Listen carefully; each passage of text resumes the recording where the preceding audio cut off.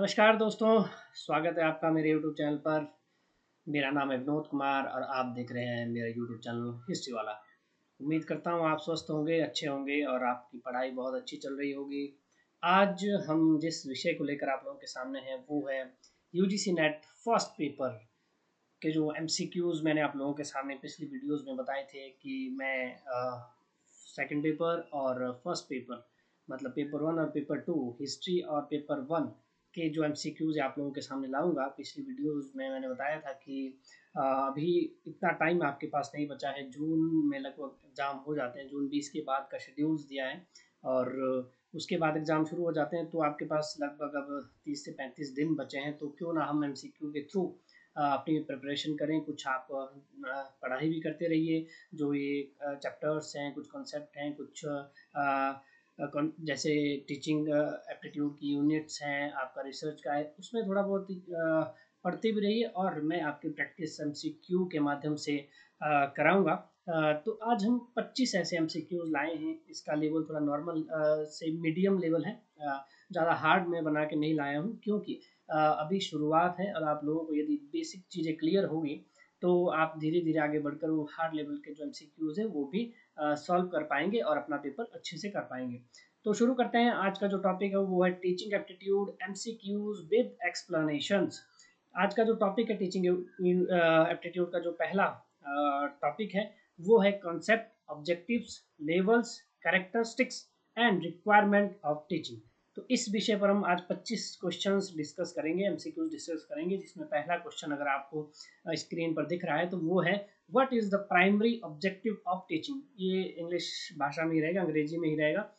और मेरा आप लोगों से अनुरोध है कि यदि आपकी भाषा हिंदी भी है फिर भी आप जो पेपर वन है वो अंग्रेजी में कीजिए, क्योंकि जो अंग्रेजी में टर्म्स आप याद कर सकते हैं वो आप हिंदी में वो थोड़ी मुश्किल हो जाती है। हिंदी जिसकी हिंदी बहुत अच्छी है, जिसकी हिंदी भाषा बहुत अच्छी है और हिंदी का शब्दों का अच्छा ज्ञान है, वो हिंदी में कर सकता है। लेकिन जहाँ तक मुझे आइडिया है तो मैं आपको सजेस्ट करूँगा कि जो पेपर वन है वो हमेशा अंग्रेजी माध्यम से पढ़ें और उसी में ही सॉल्व करने की कोशिश करें।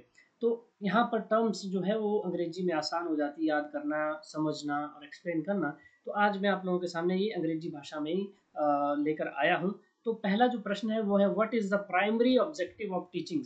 ये बोल रहा है कि प्राइमरी ऑब्जेक्टिव क्या है टीचिंग का। ठीक है, मैं साथ में इसको हिंदी भाषा में भी एक्सप्लेन करूँगा। तो पहला जो ऑप्शन यहाँ पे दिया है टू प्रोवाइड इंफॉर्मेशन, सेकंड जो है टू डेवलप अंडरस्टैंडिंग, थर्ड जो है टू डिक्टेट ओपिनियंस, जो फोर्थ है टू कंप्लीट द सिलेबस। देखिए ये चार ऑप्शन आपके सामने हैं। इसी तरह के प्रश्न आपके सामने नेट में भी आएंगे। तो इसका जो आंसर है वो है answer B. What is the primary object of teaching. Teaching का जो प्राइमरी ऑब्जेक्ट है वो होता है टू डेवलप अंडरस्टैंडिंग, मतलब अंडरस्टैंडिंग विकसित करना ही टीचिंग का प्राइमरी ऑब्जेक्ट रहता है। सबसे पहले अगर आप किसी इंस्टीट्यूट में, किसी कोचिंग सेंटर में, किसी स्कूल में, किसी कॉलेजेस में अगर पढ़ा रहे हैं तो आपको आपका जो मेन उद्देश्य रहेगा, आपका जो मेन ऑब्जेक्टिव रहेगा किसी भी क्लास में किसी भी स्टूडेंट्स को, वो डेवलप अंडरस्टैंडिंग, किसी भी टॉपिक के बारे में बेसिक अंडरस्टैंडिंग, बेसिक समझ विकसित करना रहेगा। ठीक है, यही मेन गोल टीचर का रहता है किसी भी क्लासरूम में, किसी भी इंस्टीट्यूट में। ठीक है, दूसरा जो प्रश्न आता है वो है which of the following is not a characteristics of good teaching. अब यहाँ पूछा गया है कि गुड टीचिंग का कैरेक्टरिस्टिक कौन नहीं है, मतलब गुड टीचिंग की विशेषता यहाँ पर क्या नहीं है। पहला है it is student centred, second है इट एनकरेज पैसिव लर्निंग, ठीक है, थर्ड है इट इज इंटरेक्टिव, फोर्थ है इट इज गोल ओरिएंटेड। तो क्या है इसका जो सही आंसर है वो है इट एनकरेज पैसिव लर्निंग। मतलब यहाँ पर आंसर सही है। ये जो है जो टीचिंग है वो पैसिव लर्निंग को प्रमोट नहीं करती बल्कि एक्टिव लर्निंग को प्रमोट करती है। ये इसका इसलिए सही जवाब है क्योंकि जो गुड टीचिंग को प्रमोट करता है इट इज स्टूडेंट सेंट्रिक। ठीक है, ये टीचिंग की कैरेक्टरिस्टिक है। पहला ए इसका कैरेक्टरिस्टिक है, दूसरा इसका कैरेक्टरिस्टिक्स है, तीसरा इसका कैरेक्टरिस्टिक है, चौथा नहीं है, और चौथा है और दूसरा नहीं है। तो इसलिए इसका आंसर क्या आएगा, दूसरा आएगा। आप इसको ध्यान से देख सकते हैं। अगला जो प्रश्न है which is the lowest level of teaching. देखिए टीचिंग में तीन लेवल्स होते हैं। मेमोरी लेवल, अंडरस्टैंडिंग लेवल और रिफ्लेक्टिव लेवल। इसकी अलग अलग विशेषताएं हैं, लेकिन यहाँ एक प्रश्न बनकर सामने आया है, एक क्वेश्चन बनकर सामने आया है कि which is the lowest level of teaching. तो देखिए, reflective level, understanding level, memory level, application level. तो इसका जो सही आंसर है वो है सी। सी मतलब मेमोरी लेवल। तो memory level involve rote learning and it is the most basic level. देखिए, टीचिंग का सबसे जो बेसिक जो सबसे बेसिक लेवल है वो है मेमोरी लेवल। और मेमोरी लेवल में क्या हमें सिखाया जाता है, मेमोरी लेवल में क्या सिखाया जाता है, लर्निंग एंड रोट मतलब हमें चीज़ों को रोट कराया जाता है, याद कराया जाता है, रटाया जाता है, जिसको आप आम भाषा में कहेंगे रटाया जाता है। जब आप प्राइमरी में जाते हैं तो आपको ABCD रटाई जाती है, आपको रटाया जाता है, ठीक है। तो इसको क्या बोलेंगे, इसको बोलेंगे मेमोरी लेवल ऑफ अंडरस्टैंडिंग। फिर आता है रिफ्लेक्टिव लेवल, फिर आता है अंडरस्टैंडिंग लेवल। जब आप 10th 11th में जाते हैं तो वहाँ आपको समझ विकसित की जाती है, किसी टॉपिक के बारे में, किसी सब्जेक्ट के बारे में, किसी विषय पर आपकी समझ विकसित की जाती है। फिर आपका आता है रिफ्लेक्टिव लेवल। रिफ्लेक्टिव लेवल जब आप आपका एमफिल PhD में चले जाते हैं। एमफिल PhD में क्या होता है कि आप रिफ्लेक्ट करना शुरू कर देते हैं। जब किसी आप टॉपिक को आप पढ़ते हैं, जैसे बात मान लो आपने किसी भी विषय पर कोरोना पे पढ़ा, ठीक है, आपने अभी इंडो पाक वॉर पे कुछ चीजें देखी, पढ़ा, तो इस लेवल पर आप इस लेवल पर आकर आप क्या करते हैं, इस लेवल पर आकर आप रिफ्लेक्ट करना शुरू कर देते हैं, क्या इसके नुकसान है, क्या इसके फायदे, मतलब सोचना शुरू कर देते हैं, अपना दिमाग को विकसित करके आप कुछ लिखना शुरू कर देते हैं, कुछ समझना शुरू कर देते हैं, रिफ्लेक्ट करना शुरू कर देते हैं, इसके पॉजिटिव इफेक्ट, इसके नेगेटिव इफेक्ट समझना शुरू कर देते हैं। That is called reflective level of teaching. फिर अगले प्रश्न पर जाते हैं। Who proposed the three level of teaching, memory, understanding and reflective?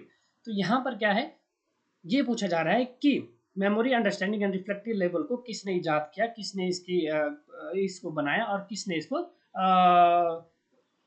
हमारे सामने लाया। तो स्किनर है, जीन पियाजे है, हर्बर्ट है, मॉरिसन है। तो इसका आंसर क्या है, मॉरिसन है। ये आपसे पूछा जा सकता है, इसको बहुत इंपॉर्टेंट क्वेश्चन है, आपसे पूछा भी जा सकता है। इसका आंसर क्या है, मॉरिसन।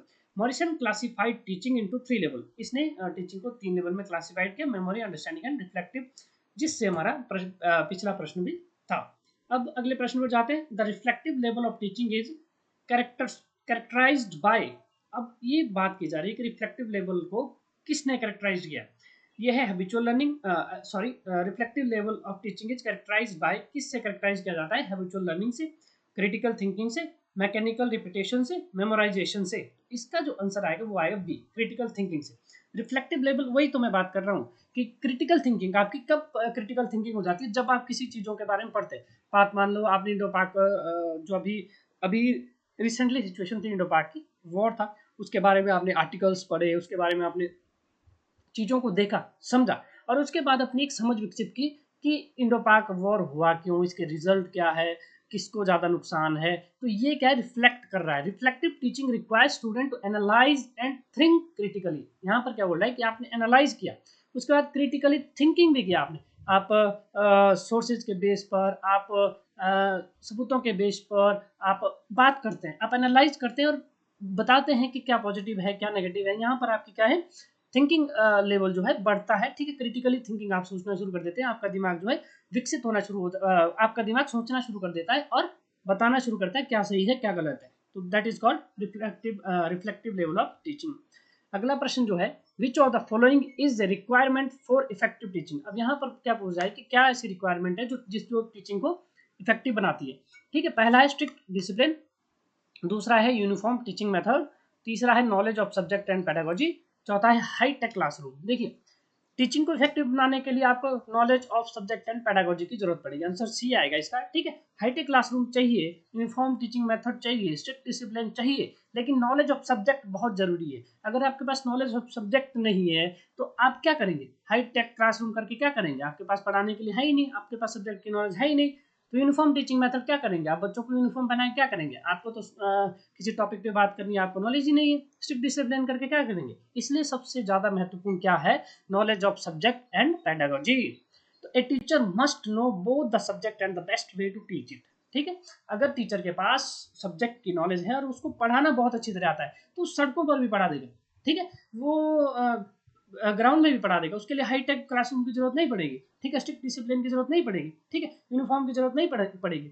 आप यूट्यूब पे कई ऐसे टीचर्स देखते हैं जो अच्छा पढ़ाते हैं, ठीक है।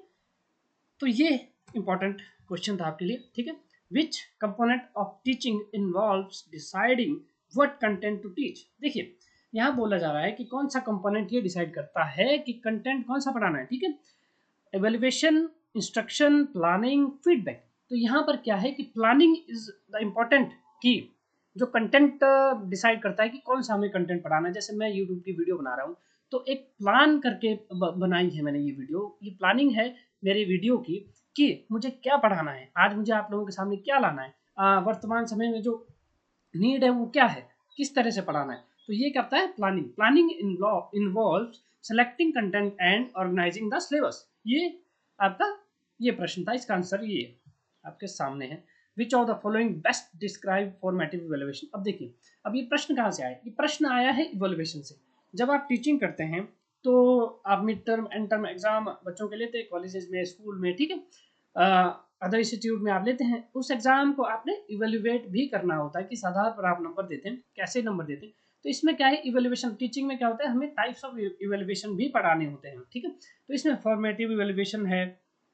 फॉर्मेटिव इवेल्युएशन से एक सवाल पूछा गया है कि फॉर्मेटिव इवेल्युएशन को डिस्क्राइब क्या करता है। डन आफ्टर टीचिंग, क्या ये टीचिंग के बाद होता है, ये ऑप्शन दिया है।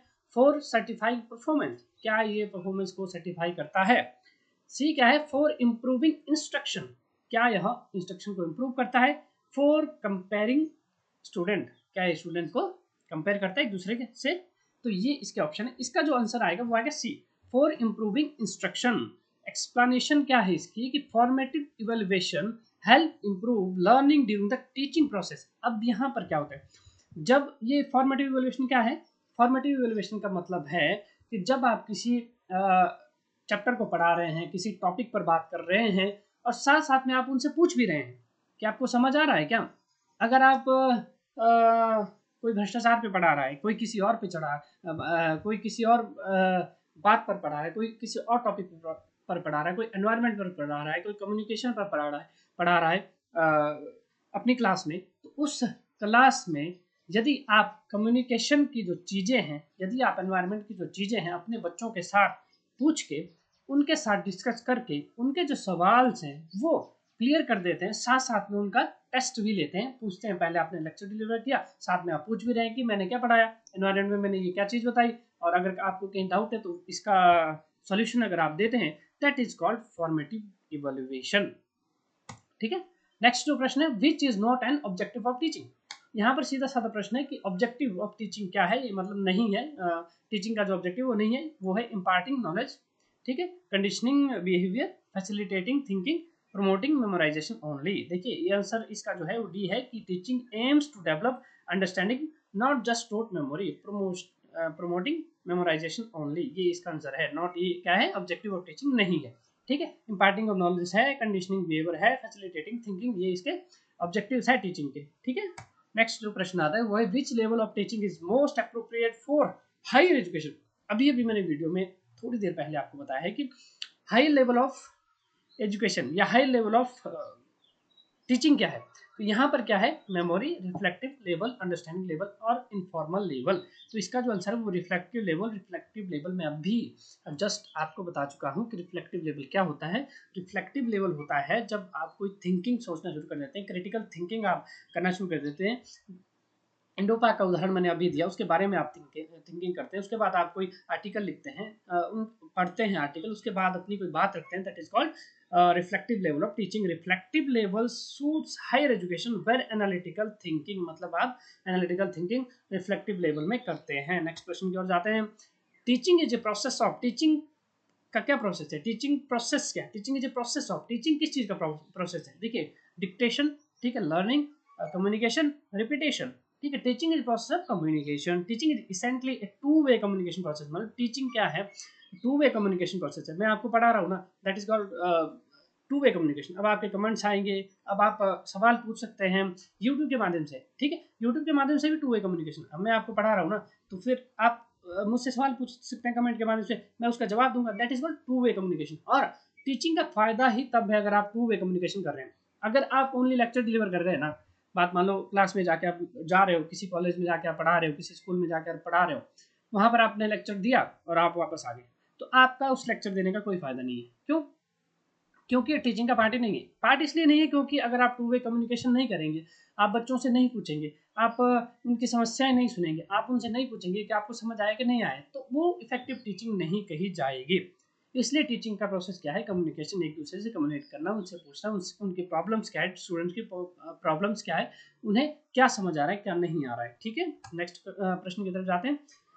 Which of the following is most essential for effective teaching?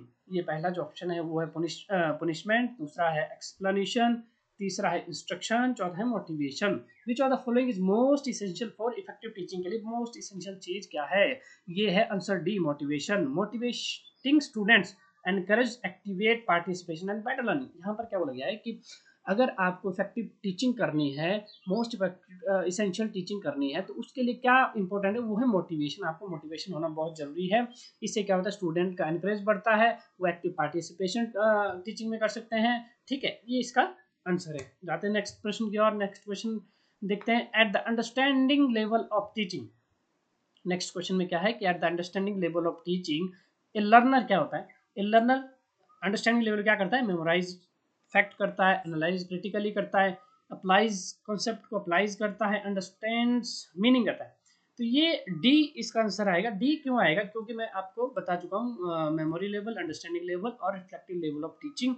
ये डी इसका आंसर है। अंडरस्टैंड्स मीनिंग मतलब यहाँ पर आपको अंडरस्टैंड मीनिंग के अंडरस्टैंड आपको दिए जाएंगे। बात मान लो एनवायरनमेंट का कोई टर्म्स है, आपका स्पोर्ट्स का कोई टर्म्स आप देख सकते हैं, हॉकी से रिलेटेड है, क्रिकेट से रिलेटेड है, तो उन टर्म्स को आप याद करते हैं। फैक्ट एंड आइडियाज को आप याद करते हैं, थ्योरीज को आप याद करते हैं। आप थ्योरी देते नहीं है, थ्योरी आप रिफ्लेक्टिव लेवल ऑफ टीचिंग में देते हैं। ठीक है, मेमोरीज को क्या करते हैं? याद करते हैं आप। ठीक है, ओके। नेक्स्ट क्वेश्चन की ओर जाते हैं। The term teaching aptitude refer to, ठीक है, the term teaching aptitude refer to, ये टीचिंग एप्टीट्यूड किसको रेफर कर रहा है? IQ of a teacher, interest in reading, ability to teach effectively and जो फोर्थ ऑप्शन है वो क्वालिफिकेशन ऑफ टीचर। इसका आंसर जो आएगा सी आएगा, ability to teach effectively. Teaching aptitude means the natural और acquired ability to teach well. ठीक है, टीचिंग एप्टीट्यूड किसको रेफर करता है कि आप किस तरह से टीचिंग को इफेक्टिव बना रहे हैं, किस तरह से इफेक्टिव टीचिंग जो है वो कर रहे हैं। ठीक है, अगला प्रश्न है। Good teacher is one who, एक अच्छा अध्यापक कौन है? एक अच्छा टीचर कौन है? Has command every subject, is strict with discipline, inspire student to learn, completes syllabus quickly. इसका कौन सा इसका आंसर जो है वो है सी। इसका आंसर सी क्यों है? क्योंकि इंस्पायर स्टूडेंट टू लर्न, ये जो अच्छा टीचर होता है वो बच्चों को प्रोत्साहित करता है पढ़ने के लिए, किताबें पढ़ने के लिए, सब्जेक्ट पढ़ने के लिए, टॉपिक पढ़ने के लिए, आगे बढ़ने के लिए प्रोत्साहित करता है। That is called a good teacher, जो इंस्पायर करता है। ठीक है, inspiring student is a hallmark of an effective teacher. अगला जो प्रश्न है वो है which of the following is a psychological requirement for teaching? ये जो साइकोलॉजिकल रिक्वायरमेंट टीचर के लिए क्या रहती है, टीचिंग के लिए क्या रहती है, वो रहती है सिलेबस प्लानिंग, पहला ऑप्शन है। दूसरा अंडरस्टैंडिंग स्टूडेंट बिहेवियर, तीसरा है प्रिपेयरिंग क्वेश्चन पेपर, चौथा है असाइनिंग होमवर्क। इसका जो आंसर है वो है B, understanding how student think and behave is key to teaching. मतलब अंडरस्टैंडिंग स्टूडेंट के बिहेव को जो अंडरस्टैंड करता है वो साइकोलॉजिकल रिक्वायरमेंट चाहिए टीचर के पास। अगर टीचर स्टूडेंट के बिहेवियर को अंडरस्टैंड नहीं कर पा रहा है तो वो एक अच्छा टीचर नहीं हो सकता है। ठीक है, ये बेस्ट थिंग है टीचिंग के लिए। अगर आप बच्चों के बिहेवियर को नहीं पहचान पा रहे हैं, उन्हें समझ आ रहा है नहीं आ रहा है, क्या गलत है क्या सही है, तो फिर आप अच्छे टीचर नहीं बन सकते हैं। अगला प्रश्न देखते हैं। Which teaching level demands the highest mental functioning from student? ठीक है, which teaching level demands the highest mental functioning from student? Understanding, application, reflective, memory. तो इसका आंसर आएगा रिफ्लेक्टिव लेवल। मैंने बोला था ना highest level of teaching is reflective. Reflective level involves analysis, synthesis and evaluation. Next question. Objective based teaching involve, ये देखिए objective based teaching involve किसके साथ है? Teaching with no direction, clear goal for learning, teachers preference only, limited content। देखिए इसका जो answer है वो है B, objective gives direction to both teaching and assessment। objective based teaching क्या होती है? clear goals for objective gives direction to both teaching and assessment। ठीक है, इसका आंसर जो है बी आएगा। अगला जो प्रश्न है, what is the role of feedback in teaching? What is the role of feedback in teaching? इसका जो पहला ऑप्शन है वो है to punish student, to correct teachers grammar, to improve teaching and learning, to reduce syllabus. तो इसका जो answer है वो है C, to improve teaching and learning. Explanation क्या है इसकी, feedback help both teachers and student provide. What is the role of feedback? Feedback जो आपकी आती है, फीडबैक का मतलब क्या है, जब आप teaching as a teacher two way communicate करते हैं स्टूडेंट के साथ, किसी क्लासरूम में आप जाते हैं और उनसे पूछते हैं कि आपको समझ आया कि नहीं आया, कहाँ से आपको गलत लग रहा है, कहाँ सही लग रहा है। अगर आप कम्युनिकेशन इस तरह से स्टूडेंट के साथ करते हैं, that is called to way communication. तो ये टीचर्स को इम्प्रूव करता है, टीचिंग स्किल को इम्प्रूव करता है। अगली बार आप उससे और अच्छा पढ़ा सकते हैं स्टूडेंट की फीडबैक लेके कि उनको क्या जरूरी है, किस तरह से उन्हें समझ आता है। अगला जो प्रश्न है, which of the following levels encourage rote memorisation? Which of the following level encourage rote memorisation? Rote मतलब याद करना, तो ये देखिए कौन सा आएगा, ये आएगा memory level. What does the term diagnostic evaluation imply? देखिए, final exam, testing for grades, identifying learning difficulties, testing memory. इसका जो आंसर आएगा वो सी आएगा, आइडेंटिफाइंग लर्निंग डिफिकल्टीज। डायग्नोस्टिक जो इवैल्यूएशन होता है, इसका डायग्नोस्टिक जब आप इवैल्यूएशन करते हैं, जब आप टाइप ऑफ इवैल्यूएशन पढ़ेंगे, तो डायग्नोस्टिक इवैल्यूएशन आपको क्या हेल्प करता है, detect student weakness before teaching. जब आप पढ़ाते हैं किसी चीज़ को, तो पढ़ने से पहले जब आप डायग्नोस्टिक इवैल्यूएशन करते हैं, आने वाली वीडियोस में अगर आप चाहें तो मैं इस तरह की कोई वीडियो ऐसे टॉपिक पे बना सकता हूँ। आज इस प्रश्न को सॉल्व करते हैं, फिर आप समझ जाएंगे कि डायग्नोस्टिक इवैल्यूएशन एक टाइप्स ऑफ इवैल्यूएशन है, जिसमें क्या होता है कि स्टूडेंट की वीकनेस पहले पता चल जाती है टीचिंग से पहले, कि आपको किस तरह से इन स्टूडेंट को पढ़ाना है, क्योंकि उनकी क्या कमजोरियां हैं उस पर आपको फोकस करना है। ठीक है, नेक्स्ट जो क्वेश्चन है, which is not a type of teaching objective? क्या है टीचिंग का objective? Which is not a type of teaching objective? A आएगा cognitive, B affective, C psychological और डी आएगा साइकोमोटर। तो इसका आंसर क्या है, C psychological. Objective are classified into cognitive, affective and psychomotor domains. तो क्या है, ये जो है साइकोलॉजिकल, ये टीचिंग ऑब्जेक्टिव नहीं है। ठीक है, अगला जो प्रश्न है वो है, an objective teachers uses teaching aids to. Teaching aids क्यों यूज की जाती है? इसका पहला ऑप्शन है, decorate the classroom, waste time, make learning more effective, replace textbook. तो इसका जो आंसर है वो है C, teaching aids enhance understanding and retention, make learning more effective. इसलिए टीचिंग एड्स को यूज किया जाता है ताकि टीचिंग को मोर इफेक्टिव बनाया जाए। ठीक है, अगला प्रश्न करते हैं, the affective domain of learning relate to. The affective domain of learning relate किससे रिलेट करता है? ये psychological physical activities, memory, attitude and emotions, problems solving. ठीक है, तो इसका जो आंसर है वो है सी। सी क्या है, एटीट्यूड एंड इमोशंस। तो डोमेन जो है, अफेक्टिव डोमेन ऑफ लर्निंग क्या रिलेट करता है? Affective domain deals with the feelings. जो अफेक्टिव डोमेन्स ऑफ टीचिंग है वो किसके साथ डील करता है? फीलिंग्स के साथ, वैल्यूज के साथ, मोटिवेशन के साथ, इमोशंस के साथ। ये स्टूडेंट के वैल्यूज, मोटिवेशन और फीलिंग्स के साथ डील करता है affective domain of teaching. Last question करते हैं इस टॉपिक का, the success of teaching is measured by attendance, examination result, learning outcomes, time spend in class. तो इसका सीधा सा आंसर है कि लर्निंग आउटकम्स, जो सी इसका आंसर आता है। The true measure of teaching is how much students have actually learn. देखिए, एक सक्सेस अगर टीचिंग की आपने नापनी है, सक्सेस अगर टीचिंग की आपने देखना है, किस तरह से मेजर आपने करना है कि अच्छी टीचिंग हुई कि नहीं हुई, तो इसका सीधा साधा क्या है, एक जो उत्तर है, एक जो आंसर है वो है लर्निंग आउटकम्स। अगर आपका लर्निंग आउटकम्स अच्छा है, अगर आप किसी विषय को पढ़ा रहे हैं, बात मान लो आप पेपर 1 को किसी क्लासरूम में पढ़ा रहे हैं, किसी स्टूडेंट को पढ़ा रहे हैं, अगर उसका लर्निंग आउटकम अच्छा आ जाता है तो आपकी टीचिंग इफेक्टिव हो गई है, तब आपको कोई समस्या नहीं है, आपने बहुत अच्छा पढ़ाया है। लेकिन अगर उसका आउटकम अच्छा नहीं आता है तो फिर आपकी टीचिंग अच्छी नहीं हुई है। तो ये थे 25 क्वेश्चन जो आज हमने आप लोगों के सामने टीचिंग एप्टीट्यूड के फर्स्ट टॉपिक से निकाले थे। इसका जो लेवल था वो मीडियम लेवल था, कोई हार्ड नहीं था। नेक्स्ट टाइम जब हम दोबारा से इस यूनिट पर आएंगे तो थोड़े हार्ड लेवल के क्वेश्चंस बना कर लाएंगे, ताकि आप लोगों को इसको समझ आ सके। और अभी जो टीचिंग यूनिट्स की है वो लगभग 7 वीडियोस आनी बाकी है। हर यूनिट के टॉपिक्स अलग अलग डिसाइड हैं, हर यूनिट के अलग अलग टॉपिक से टीचिंग यूनिट में लगभग 7-8 टॉपिक हैं, वो 7-8 वीडियोस आप लोगों के सामने शेयर करूंगा। तो मेरे इस चैनल पर आप फर्स्ट पेपर और सेकंड पेपर के एमसीक्यूज, मतलब फर्स्ट पेपर आपका कॉमन पेपर होता है, सेकंड पेपर हिस्ट्री, पेपर 2 जो है वो हिस्ट्री का मैं एमसीक्यूज करवा रहा हूँ। आशा करता हूँ आप लोग देख रहे होंगे, मेरे चैनल को लाइक कर रहे होंगे, सब्सक्राइब कर रहे होंगे, शेयर कर रहे होंगे, और आशा करता हूँ कि आप मेरे चैनल पर बने रहेंगे। धन्यवाद। जय हिंद, जय भारत।